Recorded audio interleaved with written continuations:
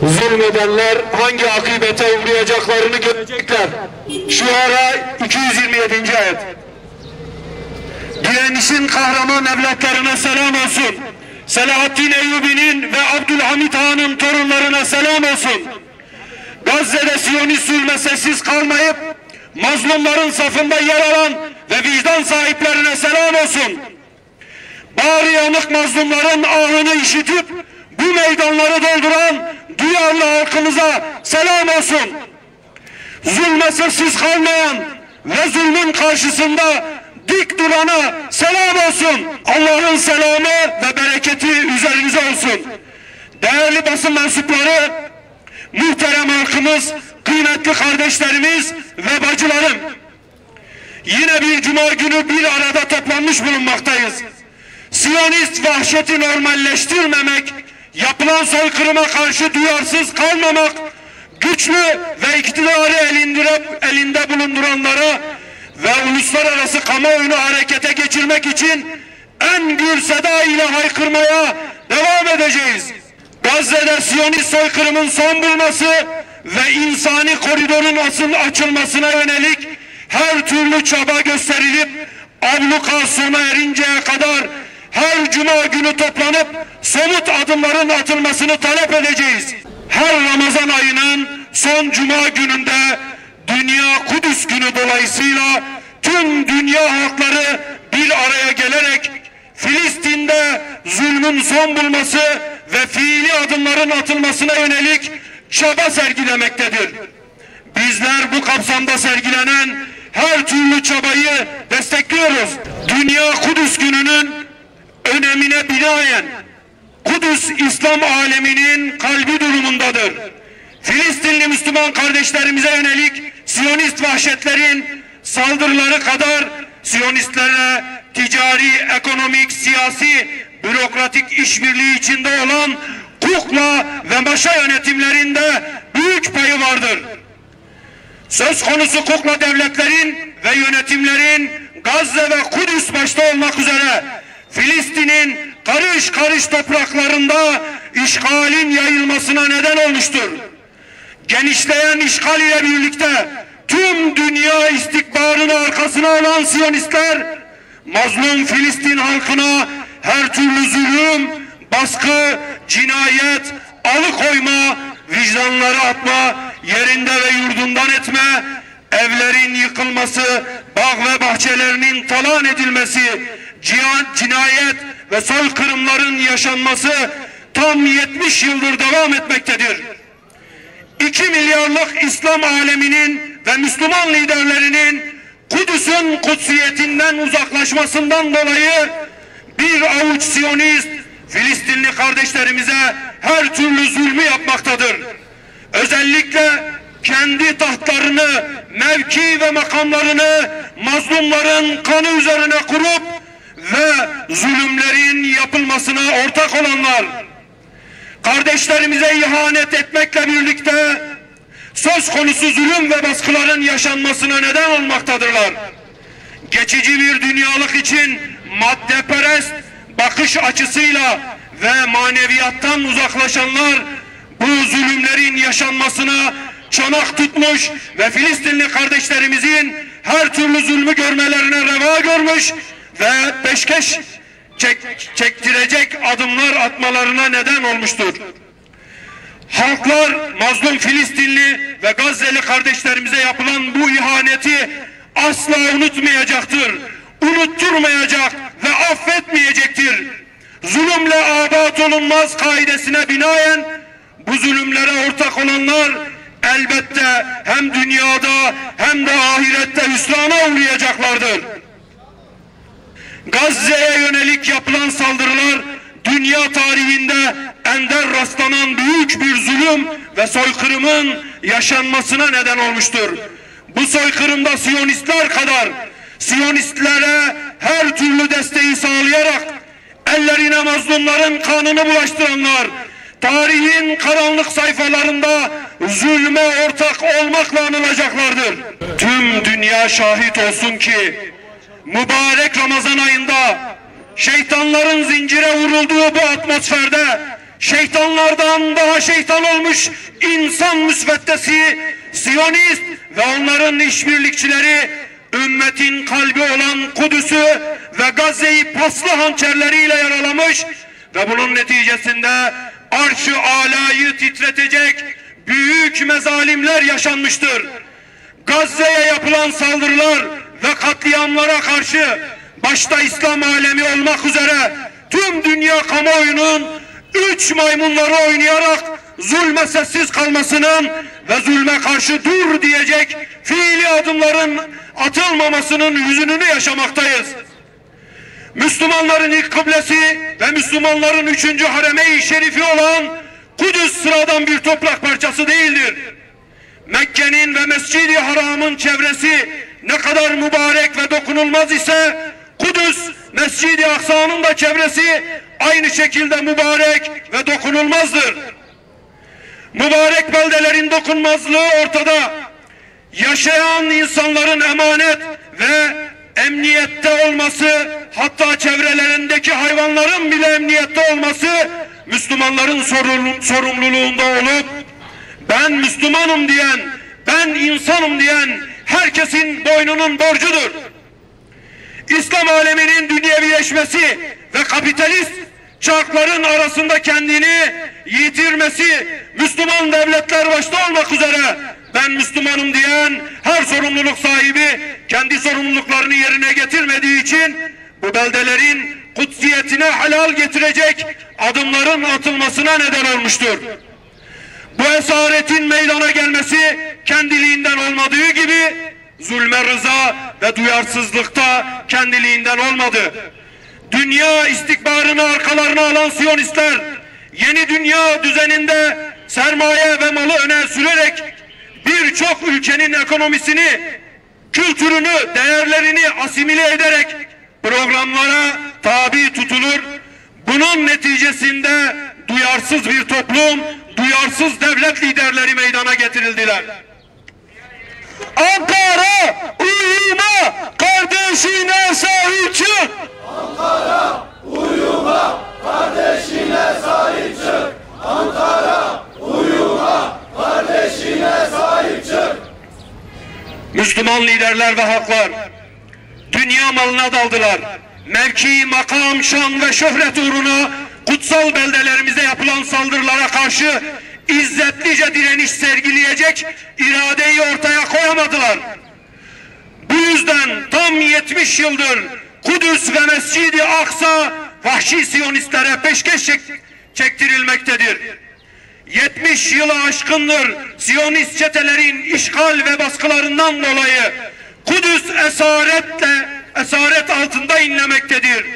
Kudüs'ün boynu bükük, Müslümanların izzetlice direnişiyle kurtuluşu beklemektedirler.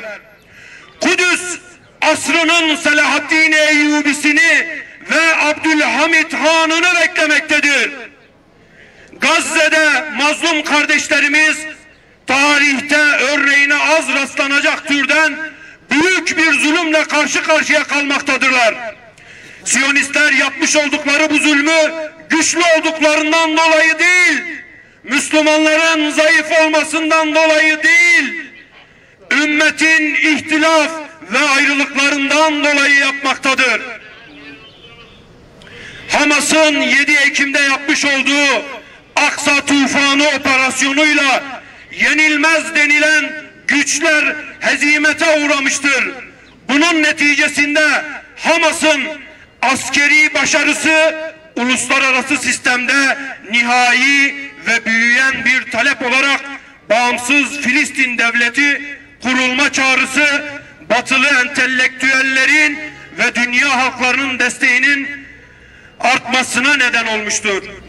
Tüm dünya kamuoyunun Hamas'ın Siyonist esirleri insani davranarak Siyonist esirlerin takasında Siyonist çetelerin tıkanması ve kalıcı ateşkese yanaşmaması Siyonist işgal toplumunun kendi aralarında ihtilafa düşmelerine neden olmuştur. Hamas Siyonist işgale karşı ek cepheleri açması, Siyonist rejimde yaklaşık 80 bin işgalcinin bölgeden tahliye edilmesi, dünya çapında Siyonizme karşı öfke dalgasının yayılması, işgalin siyasi izolasyonu iyi okumak gerekmektedir. Adeta köşeye sıkışmış sırtlan sürüsü misali tüm dünya halklarının lanetine uğramış Siyonistler yaşadıkları hezimeti ve yenilgiyi hazmedemediğinden dolayı mazlum Gazze halkına karşı soykırım suçu işlemektedir. Tekbir! La ilahe illallah! La ilahe illallah! İsrail lanetullah! İsrail lanetullah! La ilahe illallah! La ilahe illallah! Amerika lanetullah! Amerika lanetullah! Amerika lanetullah! Amerika lanetullah! Abluka ve ateş altındaki Gazze'de Siyonist çetelerin soykırım ve katliamlarından dolayı 34 bin kardeşimiz şehit olurken 76 bin kardeşimiz de yaralandı. Şehit edilenlerin %44'ünün çocuklardan oluşurken şehit olan çocuk sayısı 10 bine ulaştı. Yaşanan bu mezalimce ayrıca insani koridorun açılmaması ve bir halkın kıtlıkla ölüme terk edilmesi kabul edilemez. Başta hükümet olmak üzere tüm vicdan sahibi uluslararası aktörlerden talebimiz şudur: Hamas'ın dünya kamuoyuna, devletlere ve uluslararası aktörlere yapmış oldukları ateşkes çağrısı karşılık bulmalı, bu konuda ciddi adımlar atılmalıdır. İşgal çetesi Siyonistlerin Gazze'ye yönelik saldırıları durdurulmalı ve Gazze'den çekilmesi sağlanmalıdır. Yerinden edilmiş tüm Gazze'li kardeşlerimiz koşulsuz olarak kendi yaşadıkları yerlere geri dönmelidir. Gazze'ye yönelik insani yardım koridoru açılmalı ve yıkılan şehirlerin yerine insansı sağlanmalıdır, inşası sağlanmalıdır. Eğer takası anlaşması kapsamında, esir takası kapsamı anlaşmasında Siyonist zindanlarında esir edilen Filistinli kardeşlerimiz serbest bırakılarak özgürlüklerine kavuşturulmalıdır. Rabbimiz bizi, halkı zalim olan bu ülkeden çıkar. Bize katından bir veli, bir koruyucu, sahip gönder. Bize katından bir yardım eden yolla diyen erkekler, kadınlar ve çocuklardan zayıf bırakılmışlar adına savaşmıyor musunuz? Hüdapar olarak bir kez daha en yüksek sesle haykırıyoruz ve diyoruz ki canımızla, kanımızla, malımızla ve evladı halimizle ilk kıblemiz Mescid-i Aksa'nın ve Müslüman kardeşlerimizin yanındayız.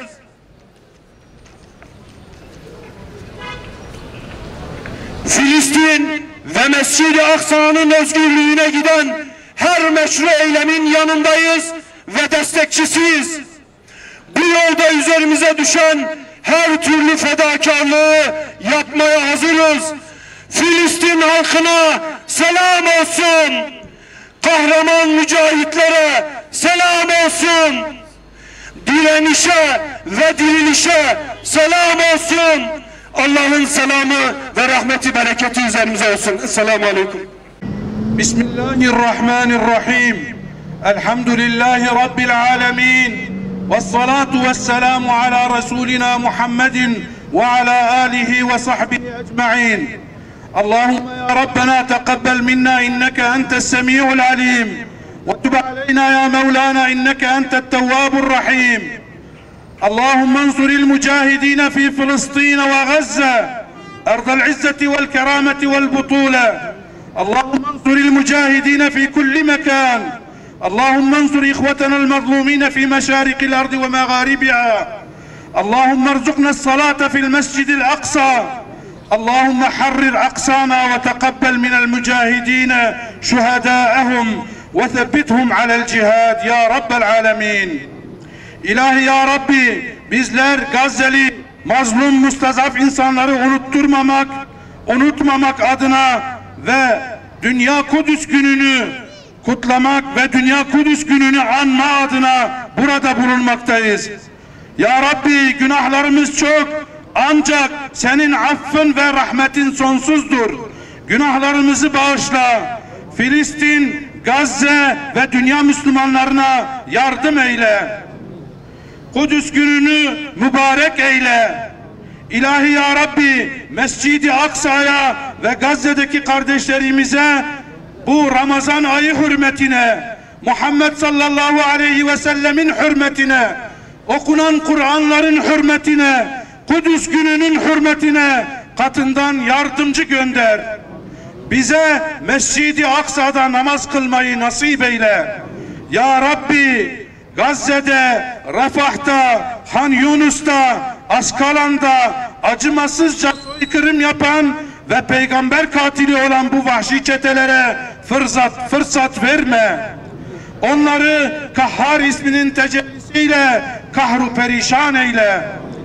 Ya Rab, sen bizim Mevlamızsın. Siyonistlere karşı Kassam tugaylarına yardım eyle. Bu zulmün durması için hiçbir şey yapmayan tüm İslam ülkelerinin liderlerini sana havale ediyoruz. Ya Rabbi, Siyonistlere yardım eden devletleri, kralları, belamları ve yandaşlarını darmadağın et. Onları rezil eyle. Ey yüce Rabbimiz, yeryüzünde senin dinin için mücadele eden tüm kardeşlerimizi muzaffer eyle. Sana inandık, sana güvendik, sana tevekkül ettik. Bizleri sensiz, sahipsiz, kimsesiz ve çaresiz bırakma ya Rabbi. Ey güç ve izzet sahibi Rabbimiz, özelde Filistin'deki kardeşlerimize ve dünyanın her tarafındaki mustazaf kardeşlerimize yardım eyle. Yardım eyle Allah'ım ve oradaki Müslüman kardeşlerimizi bir an evvel muzaffer eyle. İlâ ruhi şühedâil Aksa ve Gazze. El Fatiha.